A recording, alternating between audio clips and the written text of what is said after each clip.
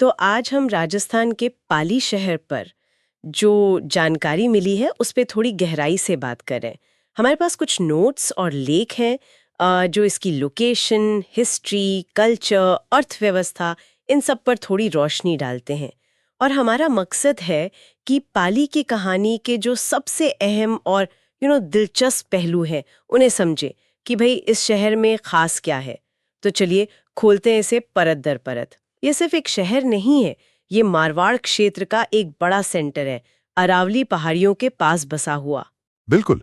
और इसकी लोकेशन ही मतलब इसके इतिहास की चाबी है। स्रोत ये बताते हैं कि पुराने जमाने में ये गुजरात और नॉर्थ इंडिया के बीच एक बहुत जरूरी ट्रेड रूट पर था। तो ये कोई इत्तेफाक नहीं है। इसने पाली को सदियों तक एक वाइब्रेंट, एक जीवंत केंद्र बनाए रखा। अच्छा, ये जोधपुर से लगभग 70 किलोमीटर दूर है और नोट्स के हिसाब से सड़क और रेल दोनों से अच्छी तरह जुड़ा हुआ है। पर ये ट्रेड रूट वाली बात जो है, क्या स्रोत बताते हैं कि इसका आज भी कोई असर है? हाँ हाँ, बिल्कुल है। देखिए, स्रोत बताते हैं कि ये इलाका कभी राठौड़ वंश के असर में था और उनकी जो नीतियां थीं, उन्होंने ट्रेड को काफी बढ़ावा दिया। और यही जो ऐतिहासिक व्यापार वाली पहचान है ना, वही आज पाली के इंडस्ट्रियल कैरेक्टर की नींव है। ये देखना बड़ा दिलचस्प है कि कैसे अतीत आज को शक्ल देता है।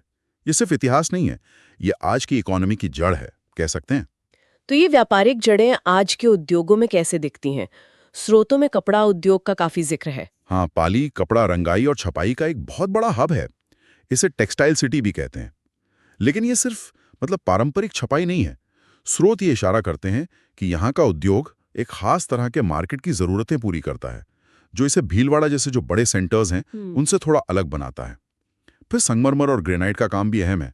तो यहाँ पर आपको परंपरा और मॉडर्न इंडस्ट्री दोनों साथ साथ चलते हुए दिखेंगे। और इसी के साथ साथ वहाँ की संस्कृति भी तो है। लेखों में रंगीन त्योहारों का, लोक संगीत का और जोरदार मेहमान नवाजी का जिक्र मिलता है। सोमनाथ मंदिर है, परशुराम महादेव मंदिर है, ये जगह इसके धार्मिक महत्व को भी दिखाती है। सही कहा आपने। और यही चीज, ये संस्कृति और उद्योग का साथ साथ होना ही पाली को यूनिक बनाता है। एक तरफ तो वो पारंपरिक राजस्थानी रंग दिखते हैं और दूसरी तरफ कपड़ा मिलों की चिमनियां भी। स्रोत इस मिक्स की बात तो करते हैं, पर कहीं ना कहीं ये सवाल भी रहता है कि क्या ये संतुलन हमेशा बना रहता है, खासकर जब हम रंगाई उद्योग में पानी की खपत या प्रदूषण जैसी चिंताओं को देखते हैं। ये एक अहम पॉइंट है। अच्छा, अब उन अनोखी जगहों की बात करते हैं जिनका जिक्र नोट्स में है। ओम मन्ना मंदिर कमाल है, जहाँ एक मोटरसाइकिल की पूजा होती है। ये तो सच में बहुत ही अलग है। हाँ, और स्रोत बताते हैं कि ये सिर्फ एक अजीब बात नहीं है। ये ओम बन्ना मंदिर जो है, वो स्थानीय मान्यताओं का प्रतीक है। खासकर पास के हाईवे पर जो यात्री हैं, उनकी सुरक्षा से जुड़ा एक गहरा विश्वास यहाँ झलकता है। ये लोकल फोकलोर का एक जीता जागता रूप है। और पास में ही जवाई बांध का जिक्र है, जो लेपर्ड्स के लिए मशहूर बताया गया है। और शहर के बीच में लाखोटिया गार्डन भी। इसके अलावा रणकपुर जैन मंदिर का भी जिक्र है। हाँ, पर रणकपुर सिर्फ पास की जगह नहीं है, उसका अपना एक अलग ही महत्व है। स्रोत बताते हैं कि वो अपनी जो अविश्वसनीय संगमरमर की नक्काशी है, उसके लिए दुनिया भर में फेमस है। खासकर वो 1444 खंभे, और कहते हैं कि हर खंभा अलग तरह से तराशा गया है। ये उस दौर की आर्किटेक्चर और कारीगरी का एक शानदार नमूना है। तो देखिए, एक तरफ ओम बनना जैसा लोक विश्वास और दूसरी तरफ रणकपुर जैसी भव्य कला, ये पाली के आसपास की विविधता को दिखाता है। और जाहिर है, राजस्थान की बात हो और खाने का जिक्र ना हो, ऐसा कैसे हो सकता है। दाल बाटी चूरमा, गट्टे की सब्जी, मिर्ची वड़ा, स्रोत कहते हैं कि ये सब यहाँ बहुत पॉपुलर है। और मीठे में मावा कचौरी और रबड़ी का भी नाम है। हाँ, और ये व्यंजन भी तो संस्कृति का ही हिस्सा है ना। वो जो पूरा अनुभव है पाली का, उसे ये पूरा करते हैं। तो अगर हम इन सब बातों को जोड़कर देखें तो पाली सिर्फ एक इंडस्ट्रियल शहर से कहीं ज्यादा नजर आता है।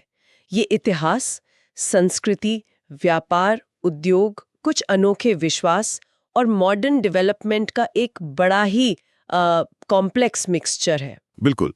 स्रोतों से यही बात उभर कर आती है कि पाली की कई पहचानें हैं जो एक साथ मौजूद हैं।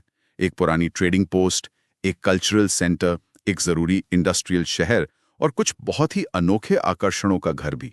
ये राजस्थान के उस पहलू को दिखाता है जो शायद ही जयपुर या जोधपुर जितना फेमस हो, पर अपनी जगह बहुत महत्वपूर्ण है। तो संक्षेप में कहें तो पाली एक मल्टी डिमेंशनल शहर है। ऐतिहासिक व्यापार मार्ग से लेकर आज के कपड़ा उद्योग तक ओम बन्ना जैसी स्थानीय विश्वास से लेकर रणकपुर की कलात्मक ऊंचाई तक, और जाहिर है स्वादिष्ट राजस्थानी खाने तक। और यहाँ एक विचार छोड़ जाते हैं जिस पर शायद आगे सोचा जा सकता है। स्रोत ये साफ करते हैं कि पाली का विकास पहले व्यापार और फिर उद्योग पर आधारित रहा है। भविष्य में ये संतुलन कैसे विकसित होगा, खासकर जब हम पर्यावरण और स्थानीय संस्कृति पर औद्योगिक विकास के असर को देखते हैं, जैसा कि कुछ स्रोत इशारा भी करते हैं।